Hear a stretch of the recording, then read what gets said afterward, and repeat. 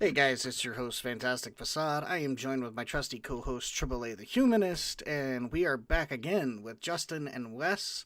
Last time we had a conversation with them, went pretty long, one of our longest episodes. This time we have them back. We're going to be talking about the impossibility of the contrary. We're going to kind of get into that and what it means. But we want to welcome both of those guys back and chat. Please say hello, ask your questions. We'll try to get to them in a timely manner if we can and don't get too distracted. We are live and ready to go. How's everybody doing? Good, man. Yes. Want to thank y'all for coming back on, man. Like it's always both of you, man. Like you two of my favorite guests. I enjoyed like talking to reformers anyway.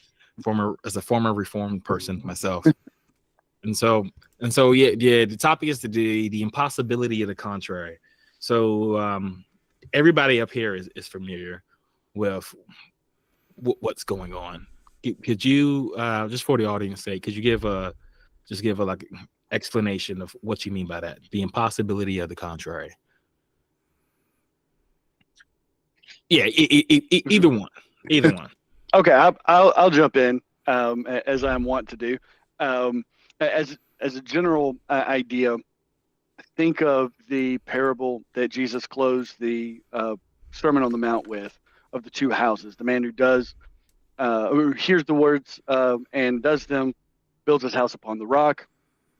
He who hears my words and doesn't do them, builds his house upon the sand. When the storms come, inevitably, it's the foolish man whose house is thrown down. And from our perspective, right, the only worldview that makes sense of everything, the only worldview that makes sense of our experience, truth as a category, morality, all these different things, they could probably be summed up in four main questions: where we came from, origin; why are we here, meaning; what's right, morality; and where we go in destiny. All right. And Christianity provides the only coherent worldview answers to those questions that's also consistent with experience. Any other worldview that tries to do that will necessarily be incoherent with the way it answers those questions and inconsistent with how it's lived out. Right. So you're not only saying like, not only can I not have a coherent worldview without the existence of God, but I can't even have a worldview without the belief in the existence of a specific God, like the Christian one. Like the I true one. couldn't use like Thor for that. Correct. Okay. So all right. Well, okay, I'm an atheist. To what is it about my position that, or I guess about my worldview, that would be incoherent without a God? Where do Like we? let's say I make a statement. Like I say Okay. I exist. Why can't? What about the absence of a God makes that uncredible? You got it, Justin.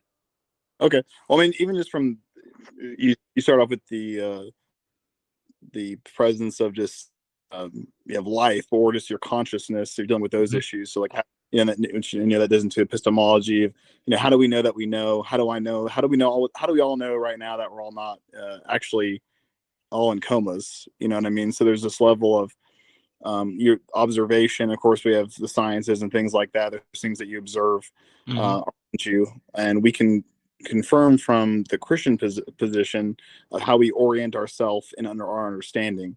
So from our position, we know that we are created beings, created in the image of God, and we have intelligence because He's an intelligent creator. So we know that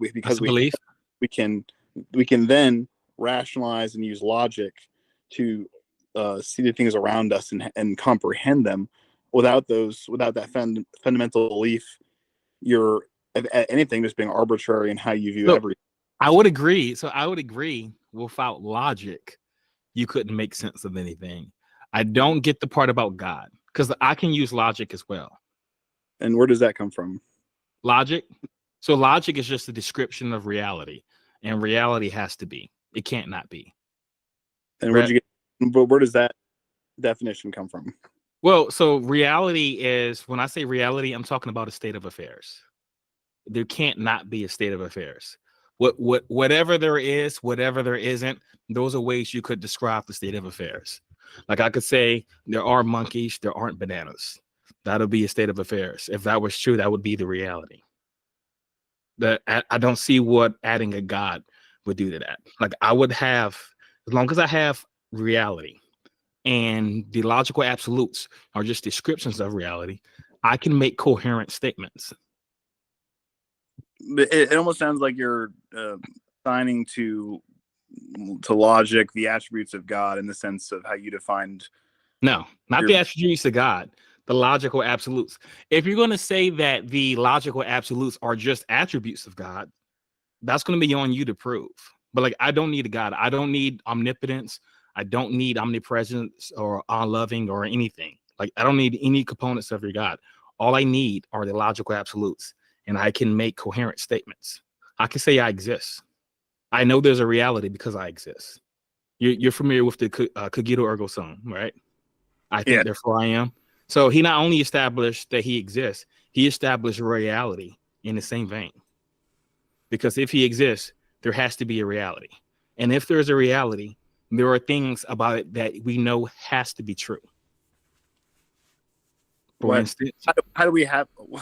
Let's how do we know that those things have to be true? Because at some point, we're defining things that must exist, or to the long and the short of that argument. The long and the short of that is the logical absolutes allow us to get to truth. So you have the law of identity. So if we say something is, then we have identity. If we have excluded middle, it cannot be A and non-A. If we have the law of non-contradiction, it cannot be A and non-A at the same time, right? So if you have a reality, which is a state of affairs, right? It is, because of the laws of, like, the three basic laws of logic, it is either true that I am wearing shoes, or it is not true that I am wearing shoes. And you can get to that truth based on just reality and the three laws of logic. There's no God necessary to get there. There are no other options. He either wears shoes or he's not wearing shoes. If you say facade doesn't exist, okay, that falls into not wearing shoes. I'm not wearing shoes because I don't exist. Therefore, I cannot exist to wear shoes. Yes, we know that has to be true. That's contingent on reason. And so what I'm saying is, so no God, why can't I know something like that? Because reason seems to still work in the absence of a God. I'll jump in here for a little bit, and I think a couple of things will help, kind of the way I framed it before. When you are affirming atheism, for example, to answer your question about incoherence, that's a single statement. So there's nothing internally to be incoherent yet, but rather it's inconsistent with reality. So that's number one. Number two, when you talk about logic, you said inconsistent with reality. Yeah. What part would be inconsistent with reality? Well, an atheism is a fundamental denial of God, and God necessarily. I disagree. Okay, well, I disagree. I know you disagree. I know, but I'm taking it layer by layer. Well, I'm not disagreeing on God. I disagree with that too, but I disagree with how you defined atheism. Like, I'm not denying God. Like, I just lack the belief. Well, I mean, it's 6 of one, half a dozen of the other. If you don't affirm it, then you are in some sense affirming an absence or a denial of sorts. I disagree. Like, okay, so for instance, I had my mustache, right? So there's a fixed number of hairs on my mustache. Okay. Now there is either an odd number or an even number. There's no other option, right? Right. So are you convinced that I have a odd number of hairs on my mustache? No idea. Well, so you're not convinced of that. You either are or you aren't convinced. Correct. What you're describing is more of an agnosticism without knowledge. Atheism, as a term, refers to an absence of God. A being the negation, theism being the idea of God. Well, theism is belief in God, not God, but belief. Not necessarily. God. Well, but belief in the sense that you affirm that there is one or not. I mean, there are plenty of theistic frameworks that would assert a God, like deism, right? As we understand it, the watchmaker God. There's no belief in it in the sense that you would speak in a biblical Christian terms, right? Sure. So in that sense. And what I'm saying is, I lack that belief. It's not a denial. Just like, so when we talk about the number of the hairs I have on my mustache, the just because you don't affirm that it's an odd number, it doesn't mean that you deny that it's even. All right. So if you have a bucket with no water in it, and I say there's no water in it, and you say it's just without water, we're describing fundamentally the same thing. Well, no, because I wouldn't say that with God, I wouldn't say that the bucket has no water in it. With respect to God, it would be more like saying, I am not convinced that there's water in the bucket. Okay. Well, you're convinced that there's no water in the bucket.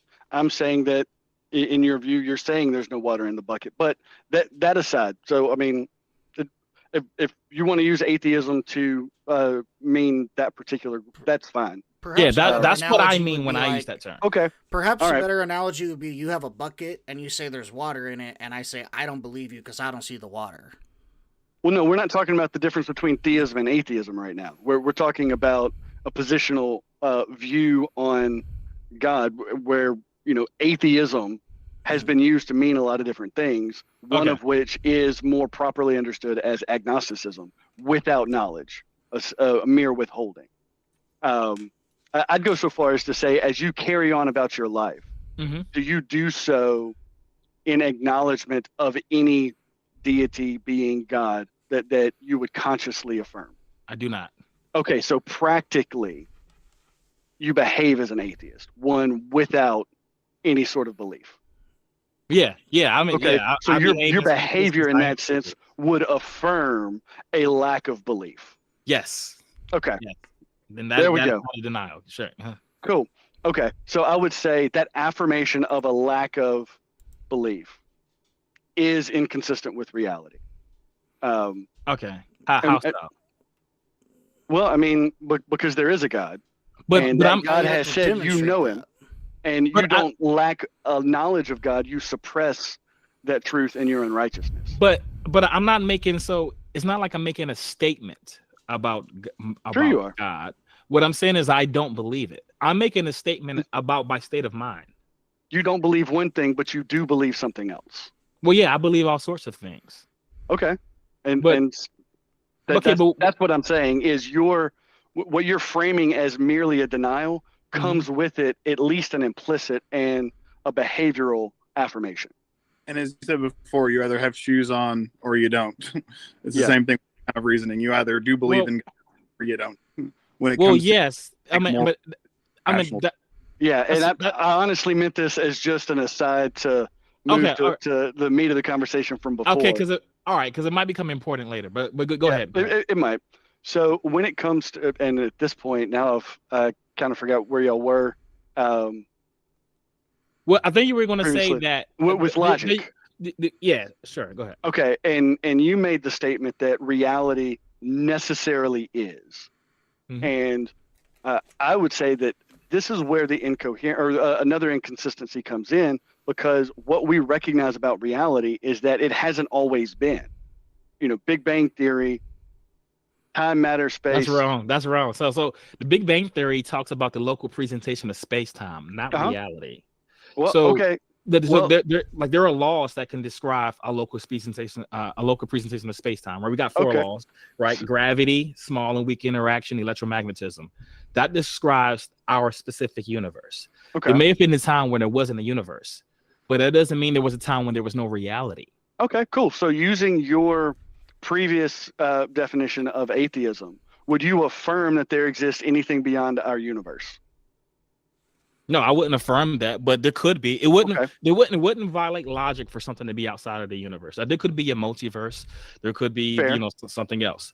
But all of the evidence that we have is limited to what you might call our local universe. Yes. Fair? Okay, so for practical discussion content, we have nothing beyond the universe except maybe God, right? To discuss as being relevant to the discussion. So for all intents and purposes, this universe is reality. No, this universe is part of reality, but you could remove the universe. The universe could like come back in on itself and then, I don't know, maybe cease to exist. That wouldn't mean there wouldn't be a reality, because there would still be the state of affairs.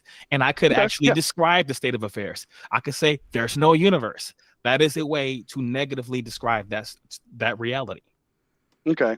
And so our reality is all that we have. So if we're going to go by our own senses and understanding of logic, it describes simply this universe.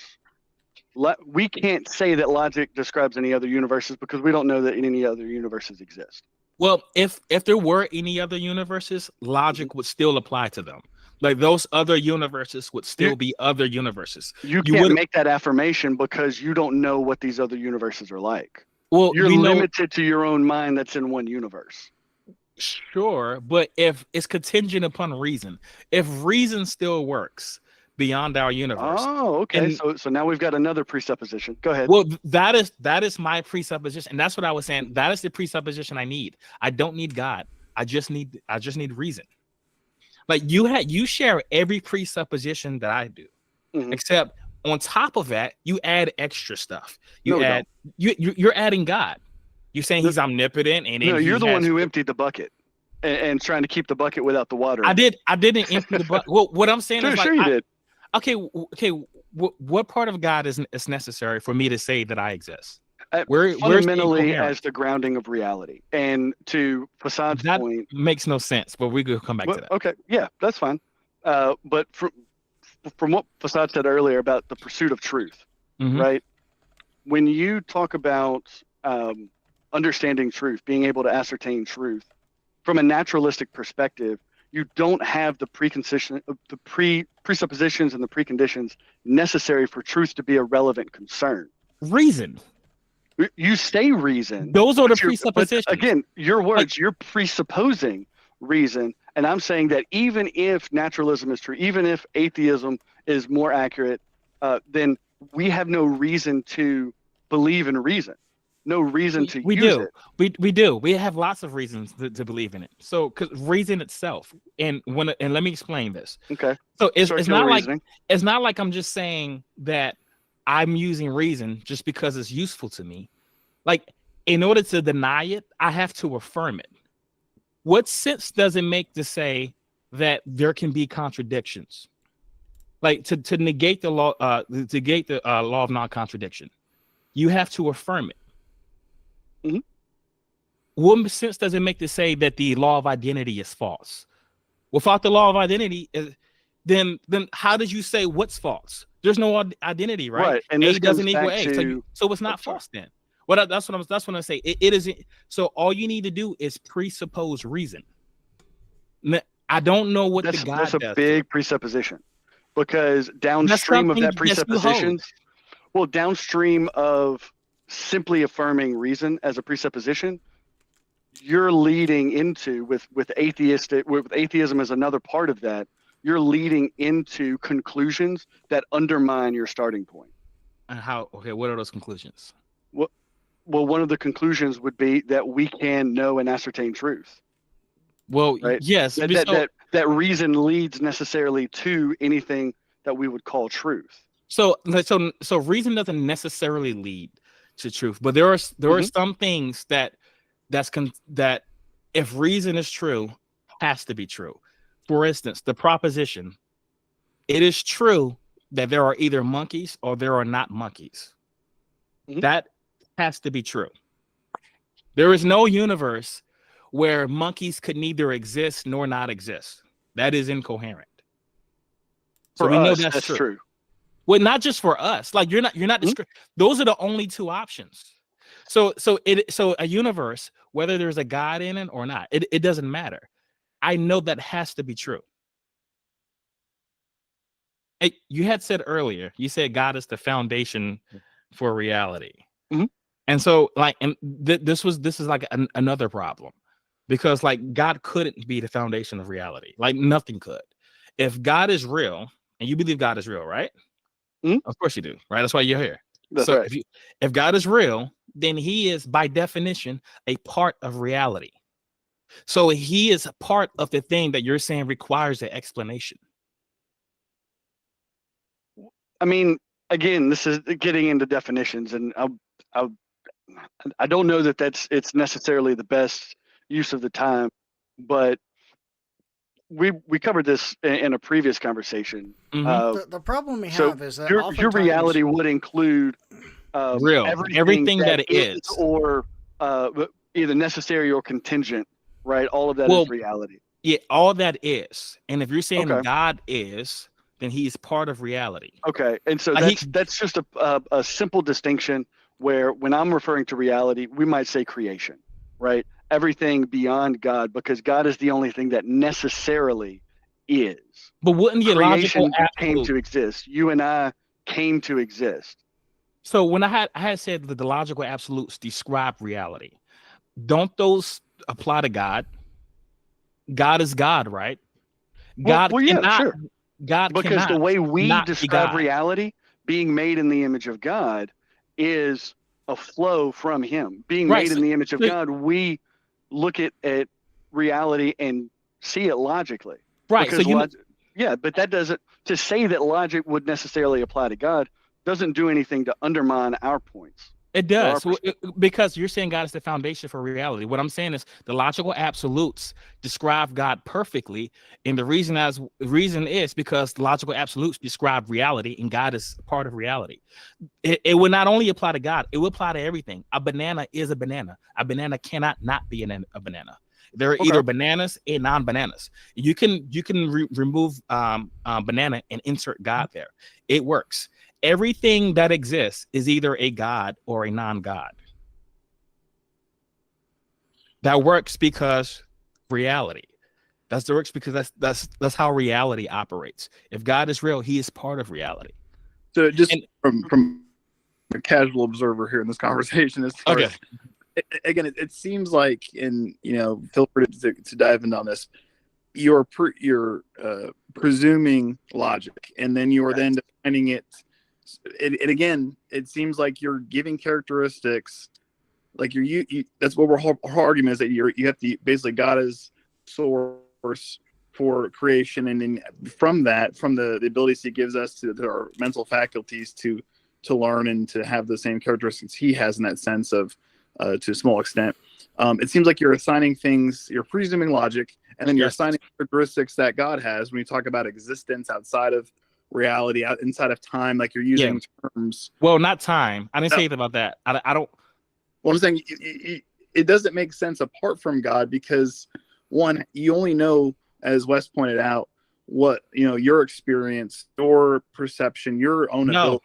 No, that's wrong. So it is not based on induction. My experience has nothing to do with it. Like there is a galaxy right now that exists beyond the cosmic event horizon, which means I could never see it, could never interact with it. But there are things about that galaxy that I know are true.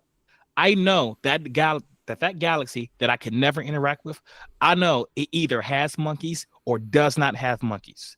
That is true necessarily because it's part of reality. I know that's true. And that is not something that I know inductively. That wasn't induction. That was just is contingent upon reason. If reason works, then I know this. So are you doing this deductively or inductively whenever you're that's a deduction. Like it's not based on any sort of empirical observation, because like I said, this is a galaxy that's beyond the cosmic event horizon. I couldn't observe it, but I know things about it that has to be true. It either has or does not have monkeys. I'm not trying to poke the bear or put words in anyone's mouths, but from every time I've heard anyone who presupposes a God, they also have to presuppose the three logical laws of logic, because they presuppose that those laws apply to their God. Because they say that their God is a God. They have an identity. And if that God's always been a God, then that God's identity has always been a God. Therefore, identity has always existed. If God can only be God and not God, then the law of excluded middle has always applied, if their God is indeed eternal. So, and if God has to be God, the law of identity applies. Right. I'm sorry, cut you off. I was going to say, so back to where AAA said earlier, he said, we basically have the presupposition of the the basic laws of logic, which are descriptions of reality itself. And when we say reality, we mean the state of affairs, no matter what they be, right? So not only do you have those three laws because you have an identity for a God, you say that God cannot be not God and God at the same time, and God is either God or not God. So something besides God cannot be God. You also presuppose the three laws of logic. You have to have them, but otherwise you run into incredibly stupid consequences and contradictions. God is God makes no sense without identity. But then you go one step further and you presuppose a God as well. That's where you and I, like, that's where the start with the four of God, us and kind then of. we can actually Yeah. get the laws of logic from that. No, versus- but no. But remember, No. so you said you start with the God. You start with what? Yeah. Because you don't have identity yet. What do you start with? Yeah, we start with God.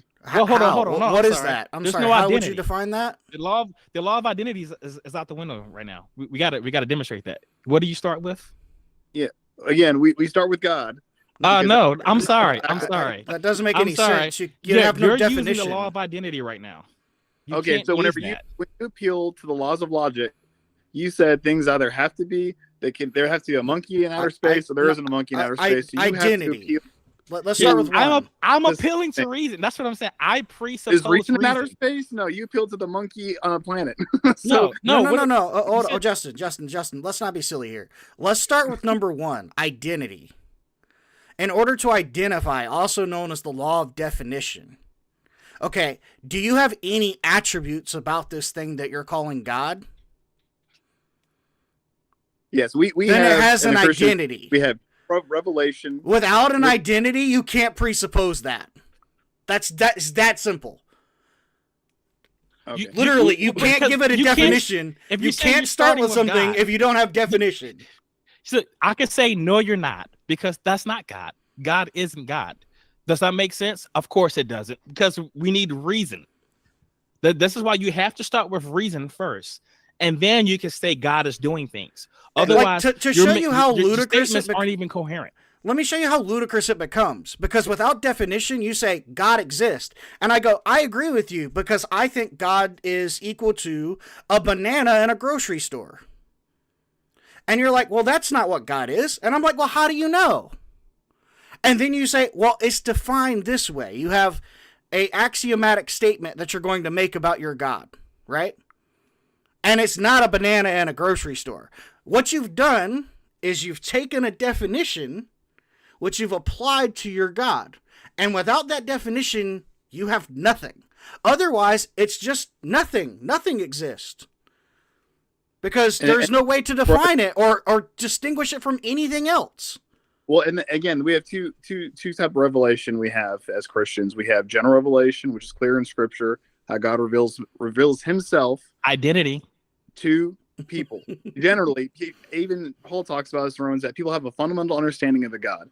So that's why, I almost sounds like you guys are saying you're presuppositionalists too, but you're somehow not really bad at being logic. We're saying we are presuppositionalists in the sense where God generally reveals Himself, and then He has special revelation where He reveals Himself in character and in detail, so that He's not just that there is a God, which is something that everybody essentially believes, whether they suppress it or not, but that then He reveals Himself in special revelation.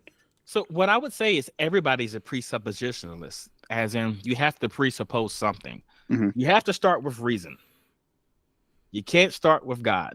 And that's your Well, Yes, no, it is presupposed that reason is my because lot. it's Like that is incoherent. The statement "God is God" assumes identity, but the statement "God is God," that's literally in the same shape as the law of identity. If you were to Google the law of identity, A equals A, that is what you're saying. You're saying A is A, God is God. You're using that. So God couldn't be the foundation of that.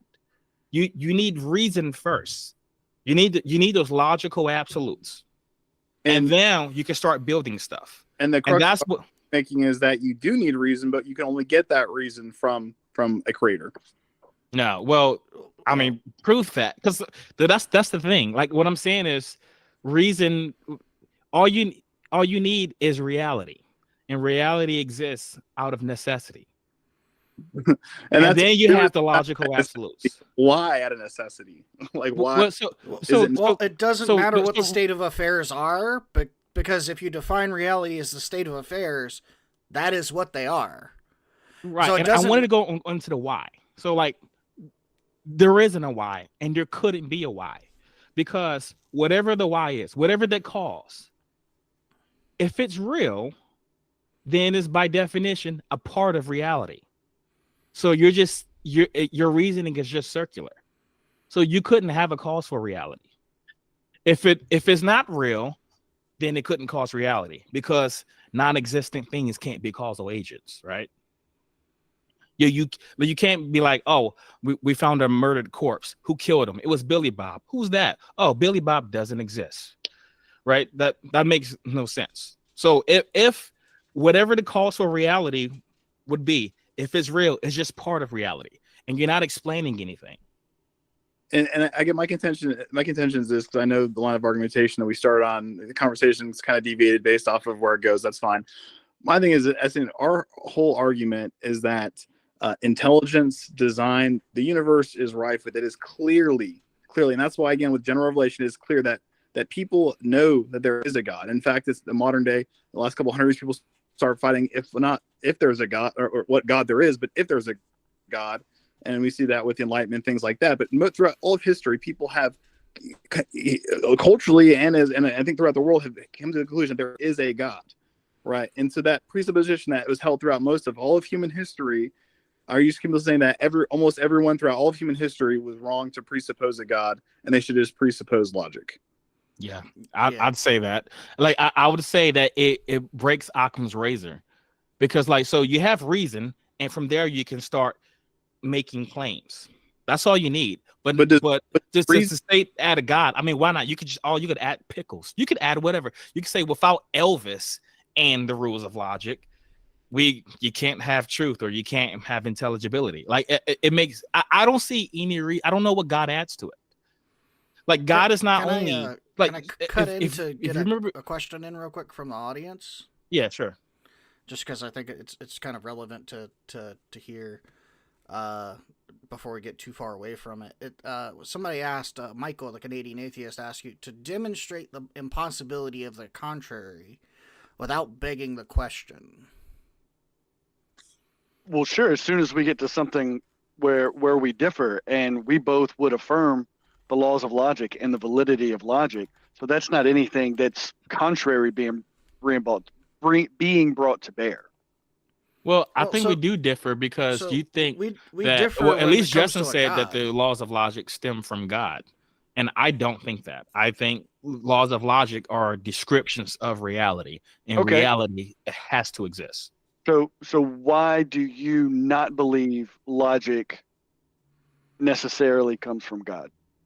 Because that statement wouldn't make any sense without the laws of logic already being there.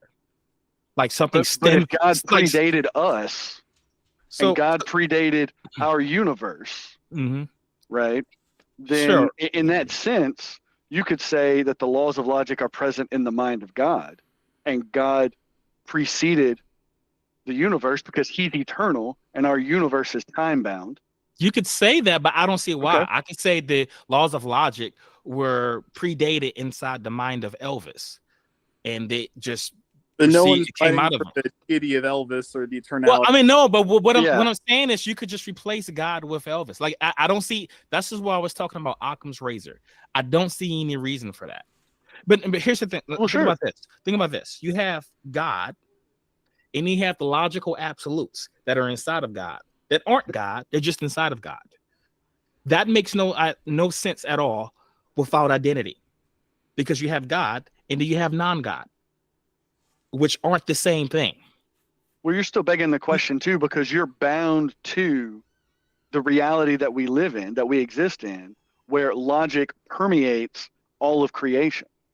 And so, that's my point. So, like, we can't, and I think we'll agree on this. We can't affirm or prove our own reasoning process. We have to assume our reasoning process to get to it. And this whole conversation seems to be about justifying the reasoning process without using the reasoning process. Is it just me? No, I'm not doing that. I'm saying I presuppose it. So I presuppose reason, and I presuppose my own faculties to a certain degree. Now there are things that I'll say that I can't be wrong on, and those things are limited to things that are contingent upon reason. So, like for instance, like I believe that the Earth orbits the sun, and now that isn't something that I would say I know has to be true, because I could just be wrong, right? Or all of NASA could be wrong. This is an empirical observation, and it wouldn't be incoherent for the Earth to not orbit the sun. That wouldn't violate. This is not it's not like that's unintelligible, where the Earth is not orbiting the sun. It doesn't violate logic. It might violate physics, not logic. And so what I'm saying is, things that are contingent upon reason, I can know for certain, and I know that for certain because reason itself, because reality, and I don't know what the lack of or absence of a God would do to that. So do you believe that it takes a certain level of intelligibility or intelligence to use the laws of logic or to understand them? Well, I mean, sure. I mean, a potato can't use the. Okay. It applies to it, but it couldn't. A potato can't reason. Right. It applies to it. It can't. Some intelligence takes some. So if the laws of logic are, and they always were, and you have to have intelligence to comprehend them, at least understand them, to make those claims about the factors that are. So there was always an intelligence that existed, at least in this time space, to help people understand the laws of logic. No. So it takes a mind to understand the laws of logic, but it doesn't take a mind for the laws of logic to be. Because like the laws of logic, like that's kind of a good reason to use the potato. Right. The potato can't apply the laws of logic to things because it has no capability of reasoning. But the potato is a potato. The potato is either a potato or not a potato, and the potato can't be a potato and not a potato at the same time. So the laws of logic apply even though it is a non-sentient plant. But that non-sentient plant potatoes, doesn't have to... Right. Doesn't if it have takes intelligence to use your presupposition... And you believe, as I said earlier, that you think that everyone throughout human history who's believed in a deity or two as ascribing to reality, how they got there and all that stuff. But do you believe that intelligence must have always been there, or at least in this time space of Earth? No, intelligence must be present in order for logic to work. No, to understand the logic. Right, no, at least so that you understand that logic works. No, for instance, we have a pretty sophisticated understanding of gravity called general relativity that was developed in early 1900s by Albert Einstein.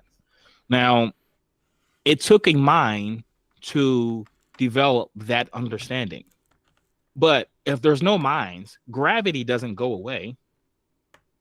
And gravity is just a description of how space-time behaves. So space-time is still doing its thing. Even if there's no mind, a potato is still just being a potato. Even if there's no minds. Yeah, we're just talking about. So what you're talking about is epistemology, and what I'm talking about is ontology. Yeah, it seems you're asking about the application of the laws of logic, and the application requires a mind to have an intelligent discussion on them, to describe them eloquently or not so eloquently as we've been doing on the show, or to have any sort of, discussion in general. Intelligence is required. Otherwise, like non-sentient beings can't have intelligent conversations. You can't have a rock explain to another rock the three laws of logic. However, both rocks, because they're part of reality, are subjective to the laws of logic. Both rocks have an identity. Both rocks are either rocks or non-rocks. They both can't be rocks and non-rocks at the same time. So it doesn't matter that the rocks have no idea that the three laws of logic exist. It doesn't matter that the rocks, whether they would ever gain sentience or whatever, is irrelevant. The fact that the three laws of logic must exist because reality exists implies that the rocks are undoubtedly impacted by the laws of logic. They will never, unless they somehow gain sentience, be able to apply the laws of logic and have a discussion about them, but nonetheless, they exist. the laws of logic exist, and it impacts those rocks the same as it impacts you and I. And Wes and I think we both can affirm that universal laws, because God has set the universe and He's in control of those things. So I've got no problem. Prove it. That. So here's the problem. So like a universe without a God, there's nothing incoherent about that. Now we're talking of a universe without reality, or a universe where law of identity doesn't apply. Like that is incoherent. Like you literally have to assume the logical absolutes in order to refute them. You don't have to do that. Who's refuting logical absolutes here?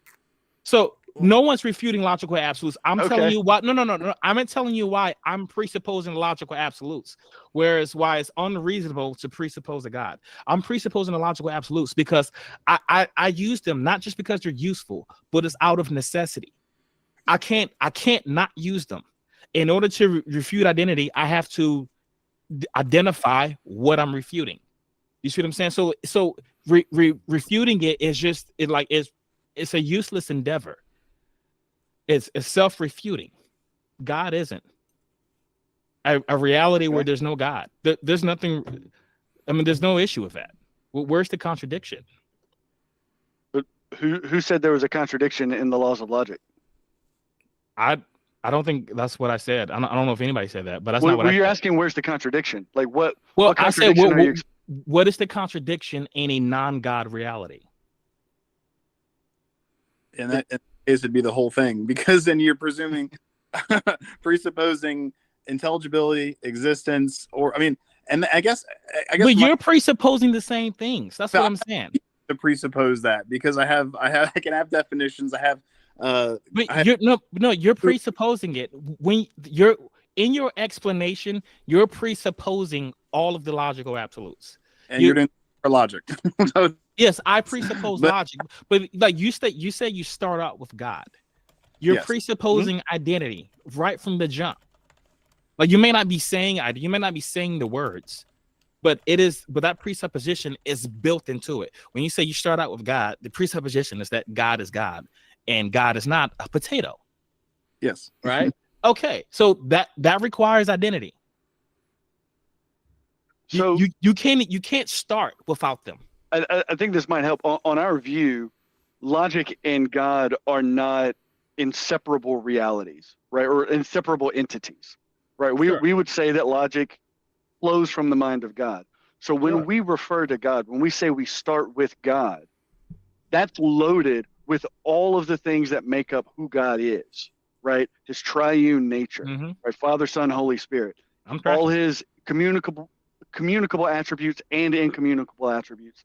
And among those communicable attributes are his rationality, reason.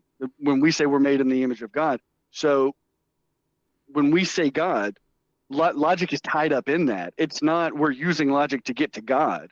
And in the individual reasoning process, we do have to use our rationality. But when we're describing reality, we don't start with us. We can start with logical foundations. Just like when we're talking about chronology, we're talking about history. I'm the one speaking, but if I'm telling you about the 20th century, I'm going to start, at 1901. I'm not going to start with me in 2024, because what's germane to the conversation is the fundamental starting point. Does that make sense? Yeah, I fully understand. Yeah, like what you said, like what you just described is exactly what I thought you were arguing. Now, the problem is the violation of Occam's razor, right? You have unnecessary assumptions built into your model. And this goes back to what I was saying about with Elvis. Like, so we have the logical absolutes. And what I've done is I thought about what do I need? What are the tools that I need to be able to know anything? And I just kept stripping down, going to further and further, and I got down to the logical absolutes. So and then you stop there, and you're like, that's all I need. I don't need anything else. Well, I tried to strip them down, and I couldn't. I couldn't go any further. I can't go anywhere without identity, excluded middle, or non-contradiction. After that, it becomes self-refuting, right? So I took Occam's razor and I just shaved it down. What I'm saying is you didn't. You have a bunch of assumptions built into your model.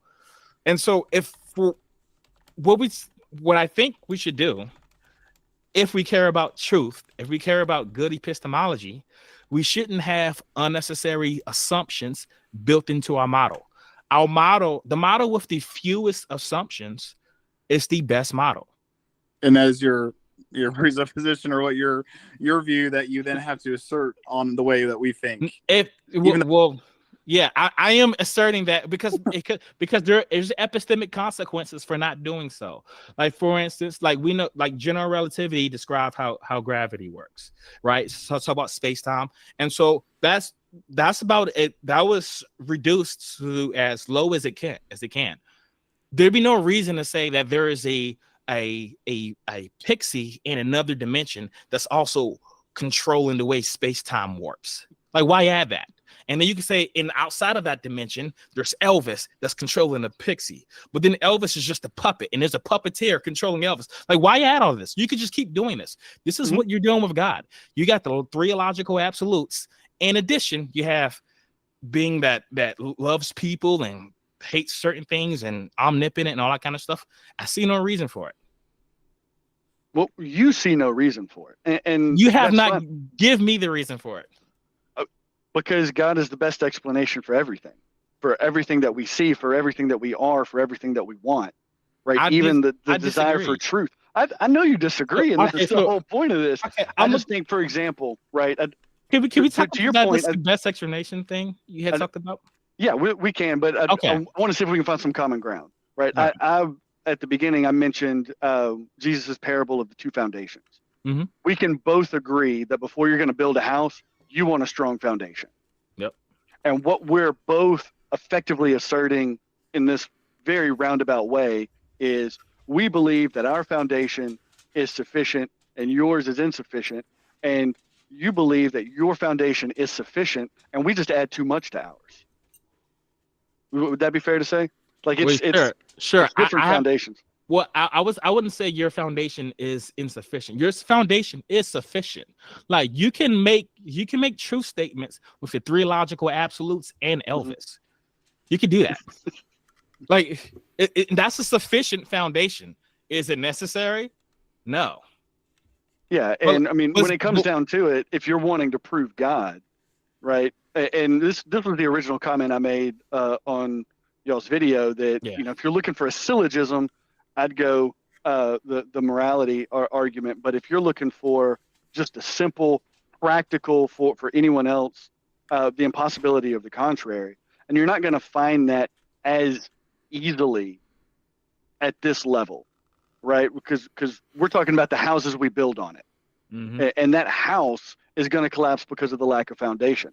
I'm not saying that, and I don't think Justin's saying that your lack of foundation, your faulty foundation, is due simply to starting with the laws of logic, but rather you're eliminating, you're taking the extra step, suppressing the truth and unrighteousness to withhold your strong foundation. Well, and so you can have all of the blessings that we have as being made in the image of God, being able to reason, desiring truth, wanting truth, striving for truth. But and what we're simply saying is that without that foundation, you can't adequately explain it. You're saying that I don't hear the argument though, because I don't. We haven't gotten to that point, right? If you want to go back and forth around the laws of logic, and what I would say is that it's seen most clearly downstream of this conversation. So when we start talking about those four questions, for example, where we came from, how we got here, right? You can talk about evolution, you can talk about, rationality and the development of all that sort of stuff, sure. Meaning, right?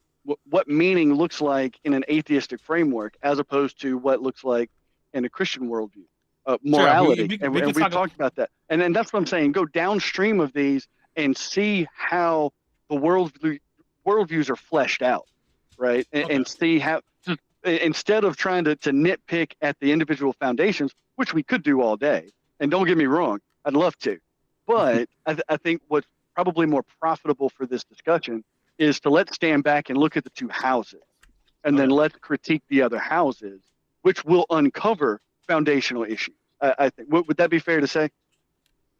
I mean, sure. If it's built on our foundation, we always have to go there. But let's. I mean, that's fine. Yeah, but like we were on that for 30 minutes, or maybe actually almost an hour at the. Yeah, it's y'all's show. I don't want to tell you how to do it. I'm just no. I got you. So okay, so let's go down the road. So you said morality, origin, or origin, meaning, morality, and destiny. Sure. Where we came from, why we're here, how do we live, and where are we going? Which one of those would you think would put me in the most precarious situation? Any one of them. I mean, any one of them. Pick one. I want to choose the one where I am the weakest. What about destiny? And okay. That was a question I asked Wes, or we were talking about earlier before we got on the show. Mm-hmm. Then the question of destiny, it's like, what commission or charge as people holding your view do you then have to feel responsibility or even pleasure? I mean, it's not doing this conversation, pleasure and to convince other people of a different position, namely yours. So what in regards to the destiny question, what's your view of the destiny of man, and how does that play out in how you feel charged to then have a conversation to persuade people other than what they do believe? Sure. So to be clear, there is no atheist view on destiny. Atheism is a response to one question: do you believe in God? If it's not yes, you're an atheist, period. So atheism doesn't say anything about origin, destiny, morality, purpose, or anything else like that. So, but my position, destiny, what's ultimately going to happen to us in the universe, we're going to die in heat death. There's a fixed amount of energy in the universe. It's expanding. It's going to be isolated. That results in the death of everything. Is that bad? Sure, it's solemn. That's just an appeal to consequences, though. It doesn't matter if it's bad. It doesn't make it untrue. You asked why try to convince people to come to my side or persuade people. So I'm a secular humanist. I care about humanity. I care about all sentience. I think that using our tools of reason is going to be how we improve our lives. That's how we're going to be live the most pleasurable, most profitable, the most lives that are most conducive to well-being. That would be my position on that. I think any sort of travesty that has happened throughout time is usually the result of a lack of reason. That's why I care about persuading people, and that's my position on destiny. Fantastic. You want to hop in on that one too? Oh, sure. So destiny is things that necessarily will happen. Succinctly put by AAA, heat death of the universe is the ultimate destiny of the universe. As far as ultimate humanity's destiny, we will all eventually die. That's just the way it's going to work. There will not be eternity for humanity as we know it. And Phantom Max asked a good question. He said, yeah, but if we're all just going to die in heat death in several billion years, why improve our lives now? Because it matters now, right? You could say, if I'm just gonna be hungry later, why eat now? Well, because it matters now. So just because my life isn't eternal doesn't mean that it holds no value to me. I want to live a good life. I want my daughter to live a good life. Yeah, we're going to die. That doesn't mean I don't care about the present. Yeah. So as far as destiny, I think we've covered that, and then as far as just why do I care about convincing people to come to my side of things? The long and the short, ironically, is I don't really care what you believe or feel about things, as long as you don't impact the lives of others doing it, and you're not trampling upon them. For instance, I'd be opposed to you as a Christian if you were kidnapping people and forcing them into Christianity. However, if people are doing it of their own volition, I mean, it's your choice. However, as AAA pointed out, as a secular humanist, I do think it's a good thing for people to behave more rationally than non-rationally. I also believe in Occam's razor, which is something that we've kind of pointed out, and to hold to the fewest number of unnecessary contingencies as possible. So there's no need to assert that a leprechaun brings you good luck and he's going to help your sports team win their big game without good evidence that a leprechaun exists. I would say the same thing about any deity or belief or luck or fate or God or pixie or wizard or you name it. I feel the same way about all of them. Without good reason to believe it exists, I don't have good reason to believe it, therefore I don't. Therefore, I don't think you should either unless you have good convincing evidence. And if you do have good convincing evidence, you should be able to convince me. I haven't been convinced. But do I care if I go to sleep tonight? Am I going to be disappointed that both of you are an atheist? No. Am I going to go to sleep mad at the world that you're not atheist? No. Am I going to like vehemently go at you saying, you need to drop this Christian act right now? I know you're atheist. No, that's not going to happen. I'm not that passionate. What I do care about is that you make rational and logical decisions, and if you do so and behave irrationally that impacts other people, then it's a bad thing. It can lead to bad things, and it has over and over again. And if you do so in a rational way, that's great. But irrationality and I'm not saying it's strictly religion that leads to rationality. I've seen many of things that lead to irrationality and irrational decisions, and things that aren't like what you would call religion. For instance, like you probably don't think of like psychics as religion. However, they do have an impact. They tell people they talk to the dead. They get people in emotional states. I think that is a bad thing as well. I don't think you should manipulate people in saying you could talk to the dead, because I don't see any good evidence that that's possible. So I hold the same view on psychics as I do to any other religion I've ever encountered. Do I care that you claim to be psychic? No, I don't believe that you can talk to the dead as a medium, and I don't believe that your God exists. But at the same time, I'm not going to be mad that you wake up tomorrow and you go and start reading your tarot cards. I'm interested, like, what you got? What that? Like, where's the absurdity? With what? Like, so atheists, we gave our positions. Like, where's the absurdity? Oh, okay. Also, to the guy Max, great comment, by the way. Someone get that guy a burger or something, a beer. I was the audience throws in a good question, so we don't have to do it. Normally, nothing against the audience. Sometimes, like I'll go through comments and they'll be like, "Oh, those Christians were scary." Like, I don't know what that means. I don't think me or West are scary, but hey, you're welcome to your own opinion, I guess. So the absurdity of what we're trying to say, as far as, and I think Max pointed out too, is just if you just take it in steps. So Wes asked those questions, and I wanted to jump to the end just because I know we've been talking for a while. So just getting to the final analysis, the most important about the origins, as far as, or the destiny of man, and why we have these kind of conversations. Obviously, we take a different position about the destiny of man and the importance of having these kind of conversations. We actually are charged to have these kind of conversations. It's like our responsibility. So for us, it's always a pleasure, just like Chick-fil-A. But my contention with that is that ultimately it narrows down to the individual deciding how they're going to rationalize and how they're going to view things. And so we're all for people being able to make their own decisions. We're all for logic. I think Wes pointed that out. We both support the laws of logic. We, on the other hand, believe that God is a necessity in that, because, as Wes said, those things flow from God, and so we can account for logic. Can I ask this? Maybe I missed it. I think you want to take that back. You can account for logic. We can account for it because not rational, because we have a logical God. Right. I don't think you want to go there. It's going to take us right back.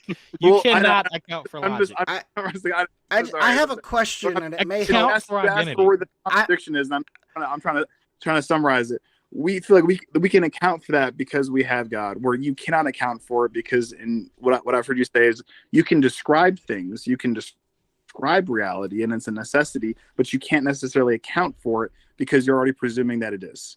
So our contention is, and yes, what the contradiction is, we can presume it because it's both logical, it's rational, it's part of God's character, where you have to also presuppose it, but you don't have a reason to do that other than it necessitates your worldview. So you can I lay something up to try to steelman you before AAA tries to eat you? I mean, I hope the answer. I really hope the answer is yes. Do you presuppose that the laws of logic are eternal? In a sense where God is eternal, and yes, that's exactly where I'm going. I'm really hoping you say yes to that, because if you don't, I think AAA is going to have a bigger problem than he has already.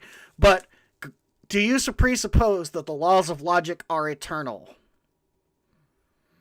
I already said yes because God's eternal. Okay, AAA, have at it.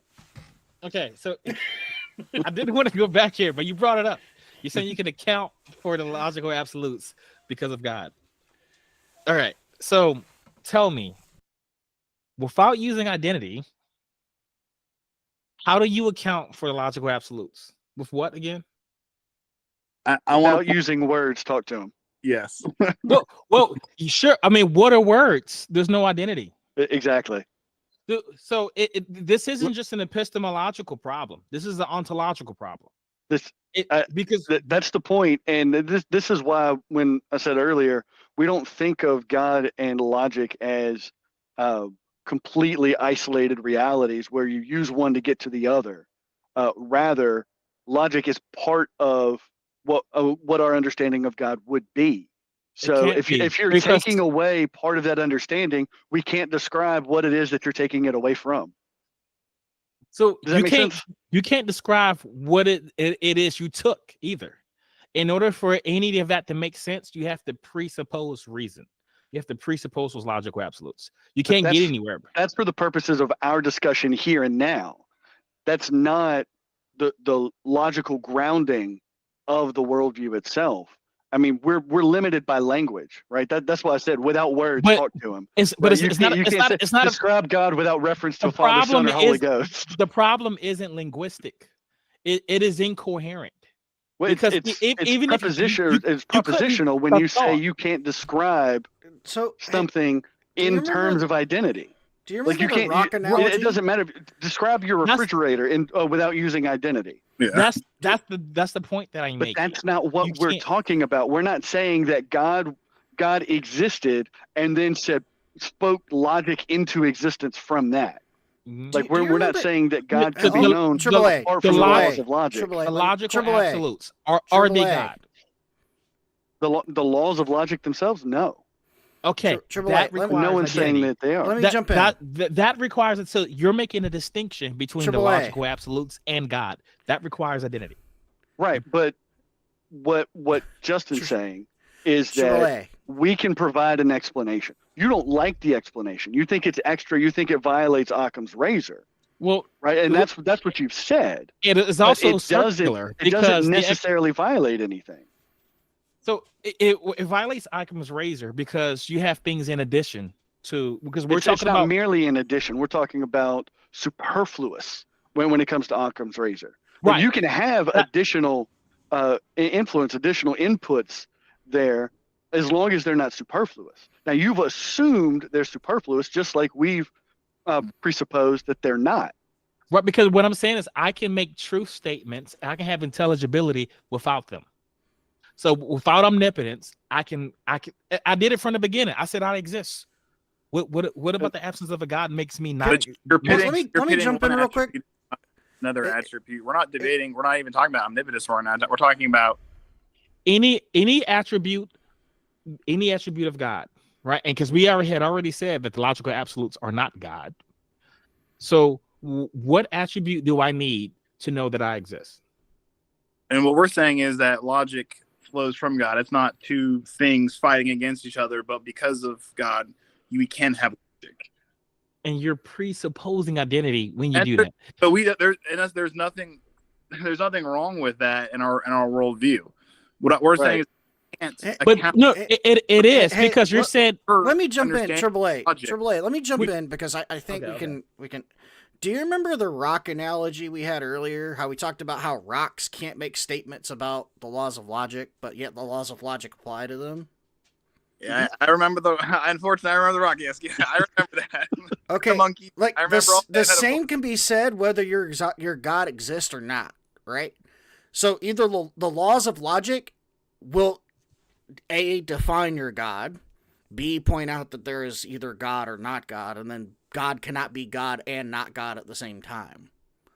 The reason I tried to feed you guys the potential that the laws of logic are eternal is because without them, you don't have a definition of God. And I don't mean that you can't have a conversation like we have now. I mean that the laws themselves, if they do not exist, mean that definition does not exist, meaning that existence does not exist, because nothing can be defined. You see what I'm saying? It's not that we can't just have a conversation about it. It's the laws themselves. Whether we can have a conversation about it or not. The laws of logic have some sort of agency to cause existence. No, it has nothing to do with cause. Okay, things either agreed, are but or you're they saying are we not. can't exist without them. So what's no? You can either so you what's either the cause of exist or you existence do not behind exist. The laws of logic on your view. No, You're you not either gonna have- exist or you do not exist. That is the laws of logic dictate that. Well, they don't dictate it so much as describe it for our own understanding. Like I think that's the trouble like, is as asserting reality maybe not exists, agency, that is how things causative are. properties. Laws of logic, just like the laws of physics, don't have causative properties. They're descriptive. What are they describing? We Reality. say that's describing God. Y'all say that's describing reality. We don't disagree with that, but our understanding of reality is slightly different. But the problem we have then is that, again, going back to Occam's razor, is that I don't need to assume more to get to things like truth and identity. Whereas you you're say assuming that, and you're we're assuming saying it's additional false attributes and from a God. discovering all of the other things about that's it. the thing. I don't see the problem.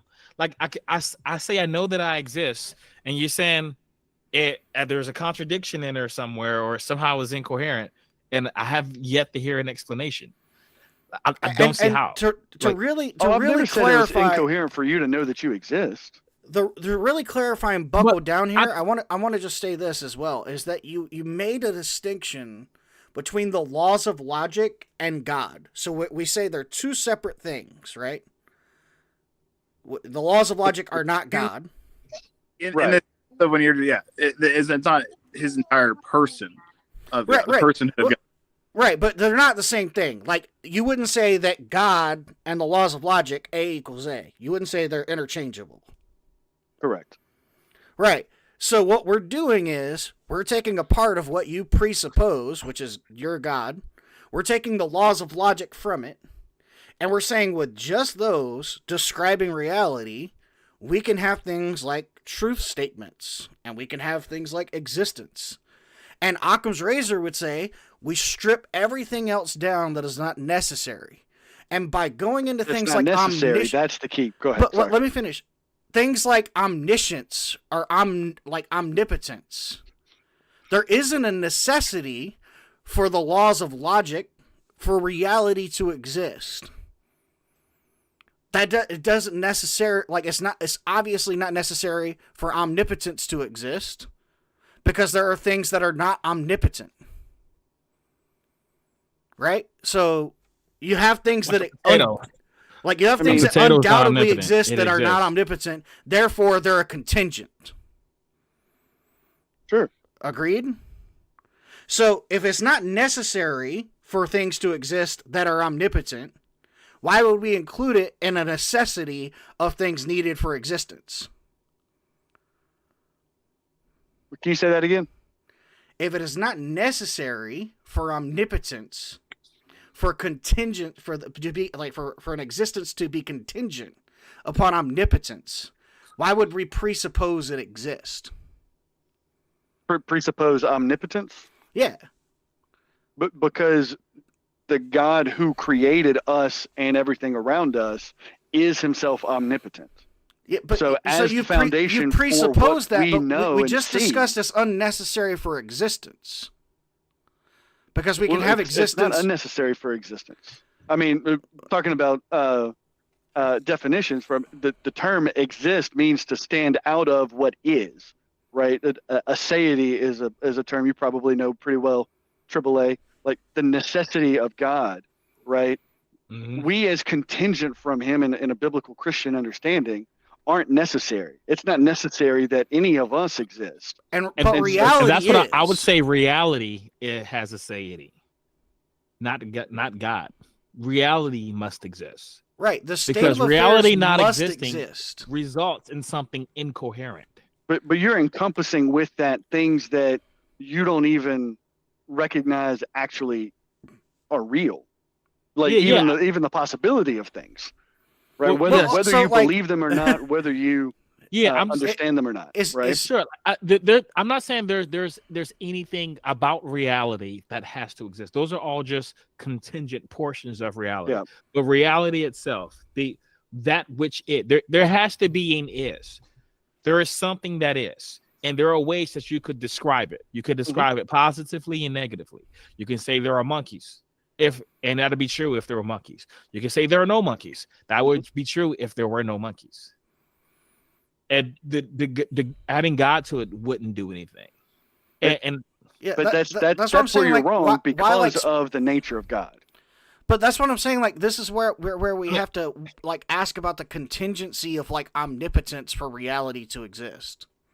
I like to give you the last word on that, but I like to go back to what we were talking about earlier, the destiny and origin thing. Okay. Because I think we're kind of spinning wheels here. I think so. I like Justin's foray into destiny, but going back to the original comment I made on a previous one, of the four, I find morality to be the most pressing, the most poignant, because okay. I mean, we're moral creatures. We understand. We speak in terms of good and bad, right? Sure. Y'all talked about well-being. That's carries with it moral weight. Like, what do you mean by well-being? Sure. That kind of thing. So to be so, all right. There was something you had said at the end of the last episode that you were on. It bothered me. Right? You had said something. Yeah, well, one at the end, and you said something to the effect of objective, subjective, intrinsic. I'm not here for you to word games. Uh-huh. And so there is a certain level of precision that our language affords. Mm-hmm. That level of precision is absolutely necessary for conversations like this. So, sure. When you had chalked that up to word games, I think that was probably why there was a disconnect, because you were criticizing my position, not of secular humanism, but of the way I specifically, and Facade share as well, the way we define morality. And you had wanted an objective morality, wanted an objective moral standard. We gave that to you. But if you go back and watch, all of your criticisms were criticizing why it's not intrinsic, which is something very different. So can you elaborate on that? What do you mean? Sure. So objective morality, so objective and subjective just means mind independent. So subjective is mind dependent, objective is mind independent. So if I say the speed limit on this road is 45 miles an hour, right? That is objectively the speed. I made a law. Not really. What is so? Who came up with it? Well, I came up with it. A mind. Sure, but 45 miles. No. I think so. But the law itself is dependent upon a mind to affirm it, to establish. Well, yeah, right? To establish the law, sure. But the law itself, 45 miles per hour, that is not subjective. That 45 miles an hour is a specific speed that an object can move through space, and that is not subject to opinion. Okay, that's a very small aspect of the law itself, and I think this. I'm glad you explained it to me, because when you're talking about being mind dependent, like a speed limit any of our civil laws are mind dependent because a mind has to establish them as law, right? Sure, but okay, so let me clear this. You could say that it is subjectively defined, as Okay. in, so that could work. That's also just another way of saying that it's extrinsic. It's externally imposed. However, a subjective speed limit would be to drive at a safe speed. That's fair. That's going to vary. Because safe is going to be different depending on who you are. Right. And Okay. so let me describe the understanding I brought into that conversation and see Mhm. if you can, in better terms, shall we say, define them so that we can have a better conversation around that. So when we'll use the speed limit analogy, right? Speed limit is established by a group, but it only applies, let's just say, it only applies to people in that particular jurisdiction. Sure. Right. So that's a law for that jurisdiction. It does not apply to anybody else. Sure. So you're Still outside of that objective. jurisdiction. It can be objective, right? So it applies to those individuals, everybody within a jurisdiction, nobody outside it. You would say that law is still objective. Yes. Okay. Well, you just like the speed limit is 45 miles an hour, right? We're saying we're putting a number. We'd say 45. So yeah, sorry. 45 miles I did an say hour. speed limit example didn't specify. So 45 miles an hour is an objective speed, and so you could come through with a speedometer, not a speedometer. You could come through with your laser, and you could write people tickets for exceeding that speed limit. You couldn't do that if the speed limit was just safe speed, because now it's going to be determined not also by the driver, but also by the cop that's enforcing it. I don't think that was safe, and you're going to write it. So that's subjective. Okay, right. And so like we've got much lower speed limits for school zones than we do for interstates. Yes, so it matters. And that's kind of the jurisdictional thing. They're all objective, and you can also throw it to be real complex. You can say relative, right? Relative does not imply subjectivity. You can say the speed limit is 45 miles per hour, unless your vehicle is over 4,000 pounds. So what's the speed limit? It's relative. Okay. It's relative to the vehicle you're driving, but it's still objective. It's also relative, like relative is dependent upon the context. Yeah, so relative to bridge go ahead, Fasad. Yeah, I was just going to say, just to kind of chip in with that as well, just to really pound home the relative issue, is like the school zone. The school zone speed limit may be 25 when children are present. But if you go by on a Sunday, the speed limit may be 35. The speed limit is relative. It's not subjective. It is objective, but it's also relative. Okay. All right. Now, so there are intrinsic speed limits.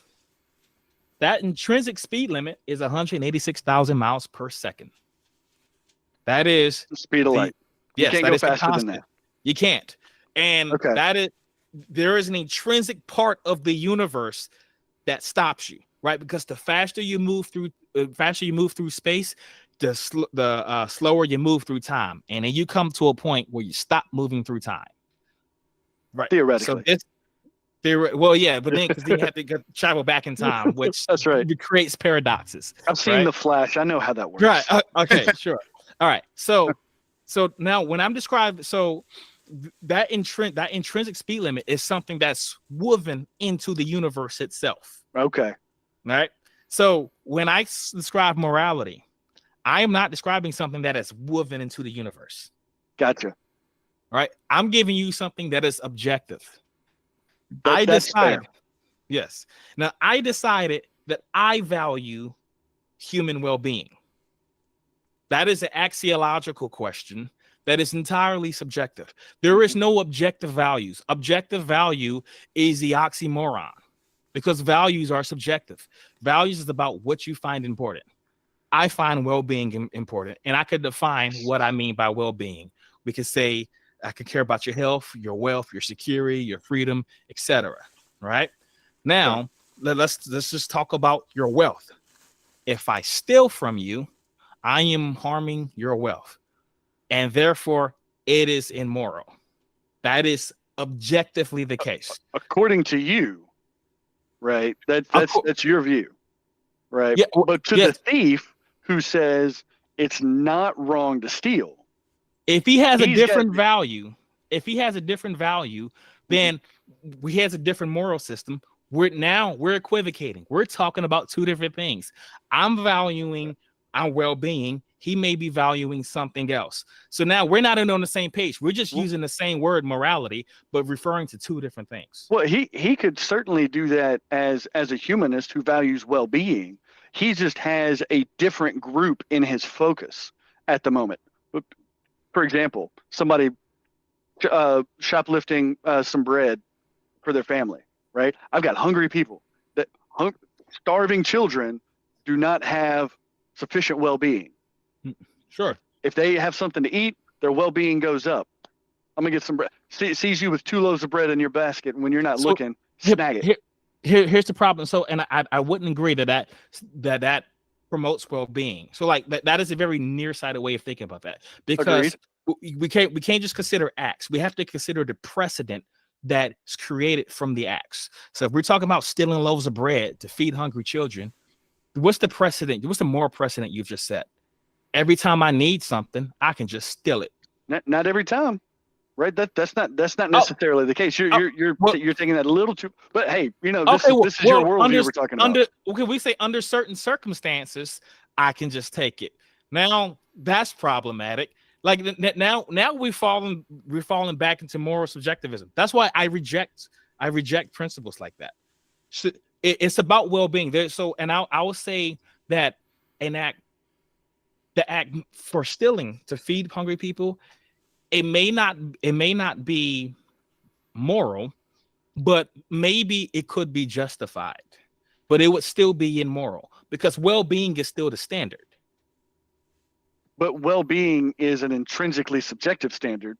Your word, your no, right? Because there's no objective standard of well-being. No. Intrinsic. No. So it's what's subjective about well-being is my value of it.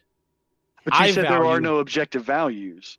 How can your values determine an objective standard? I'm sorry. I misspoke. I said what's subjective about well-being is my value of it. That's what I meant. Okay.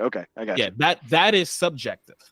So I value well-being, and then and here's the where the issue is, right? Because you'll say that there may not be an objective reason to value well-being, right? Okay, so remember, for objective values. I would say there is an objective, I would say there is good reason to value well-being. And you say, well, sure, yes, there are definitely good reasons to value well-being. We're part of. We're made in the image of God, right? Well, I don't see any reason to go there. I care about myself. But here's the thing. So like in order to bridge this objective value, as oxymoronic as it is, that would bridge the intrinsic morality thing. But that would be an intrinsic morality. When there's something and everybody ought to behave this way according to that thing, regardless of whether they value it. That would be intrinsic. So that is not something that I think that I have. I don't think anyone has it. God doesn't fix it because God makes a command. There is no intrinsic reason to care about what he thinks. That's an axiological question. That's entirely subjective. If you value what God has and what he can do for you, then you ought to do such and such. But there's no objective reason to value it. Okay, go ahead, Justin. I've been talking for a while. Words then. So if we value the Christian worldview and how it helps us, then would it be wrong for you to try to persuade us otherwise if this brings us the most well-being? No, would it be wrong to persuade you if it brought most? Try to persuade us if this brings us the most well-being. If you had the most, if well-being, you're saying that if you being a Christian benefited you the most, then would it be wrong to persuade you? Or Well, it depends. I mean, if well-being in general, if you could say that it didn't violate anybody's well-being for you to be a Christian, and also dissuading you from Christianity would diminish your well-being, you could say, yes, it's immoral. Because well-being isn't like a belief, whether it contributes to well-being isn't about whether it's true. You can believe something and I can contribute to your well-being even if it's false. It's a different question. Whether a belief benefits you and whether a belief is true are fundamentally different questions. No, I'm not saying they're not. I didn't ask if to convince. Well, sure. So like It's that in my mind, thing that I believe is good for me would be bad. I mean, it depends. Like there's a lot that goes into there because I don't think that your beliefs only affect you. They affect the things you do and the people you interact with and everything else. So I'm just trying to create a perfect world here where your belief somehow doesn't affect anyone else and it's just you and you're getting some grand benefit out of believing that thing. Yes, it being moral to convince you otherwise. All right. Wes, you were going to say something? Yeah, that doesn't mean it isn't true, but go ahead. I'm sorry. Yeah, I mean, we can agree that perceived positive benefits don't equate truth. Across the board, just like the laws of logic, we can agree. Not even perceived positive benefits. Actual positive benefits don't equate to truth. Good. I was just trying to be even more general, but yeah. Okay, good. So, kind of following up from where we were, would it be fair to say, in your terms, that Christian morality, specifically, let's say the Ten Commandments, would be best described as intrinsic morality, as in applies to every human being? Nope. Why not? There's no reason to value the Ten Commandments. Well, we're not talking about value right now. We're talking about just from a, shall we say, a propositional standpoint, right? From the Christian perspective, the Ten Commandments, like previously, for example, I would have described this as objective, right? That it's a law that we as human beings are all subject to, that God is not subject to in the same way. Now, the way I understand your description, I know, and that's why the way I understand how you described it previously, that because it's universal to humanity, it would be best described as intrinsic. Whether you agree that the Ten Commandments are accurately described as intrinsic, I'm just talking about propositionally. Would it be fair to say that intrinsic would be the way I should describe the Ten Commandments? No, that's not intrinsic. Okay, so why not? Why are they not intrinsic? Because like thou shalt not murder. Like it's there's an ought. There's nothing intrinsic to reality about an ought. Like reality or just is. That's all there is. There's nothing about what you ought to do. You can't get there. You can't get to a. You can't get. Okay, but weren't you just talking about stealing? Yeah. Is stealing wrong? Yes, in my framework, yes, because my ought is baked into it. That makes it objective, not intrinsic. Yours is very different.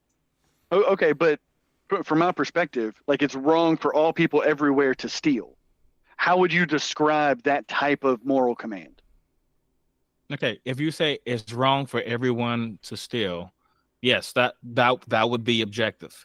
As long as it applied objective. As long as it applied to everyone. Okay, every single human being. Well, whoever lived anywhere, including rocks. Sure. I mean, I would say, even like if an alien somewhere on Mars, if he stole something, then, sure. That would also be. Well, we're not talking about aliens. We're just talking about life forms known as human beings, right? So lions are not subject to this. They can kill a gazelle they have no intention of eating, and it's not murder. So yeah, it's not murder, but that's different from whether it's moral. So when we agree, but that's why morality, it's in the object. So let's forget humans. Let's say stealing is wrong. that is objective. Instead of talking about who it applies to, because it kind of muddies the water, and my mind is like going different places. So who would it apply to besides people? Like I mean anyone that's capable of stealing. God. Well, God's not capable of stealing anything. By definition, everything is His, right? The earth is the Lord's and the fullness thereof. Like that's right there. So that's you can't say God's stealing from anybody if it's His already. Well, okay, we could define what stealing is. I know, but that's why I'm trying to nail down the best way to describe the Ten Commandments, for example, and specifically stealing, because that's something that you brought up. But it's wrong to steal if you're living in 21st century America. It was wrong to steal if you're living in a cave somewhere and the neighboring cave has food that you want. Yes, stealing's wrong. It doesn't matter the context. But it's intrinsic to humanity. No. Like the language of Romans 2 is that the law is written on our hearts. No. So so you would disagree with that. Yeah, like thou shalt not steal. That's an ought. It is an ought. Yeah.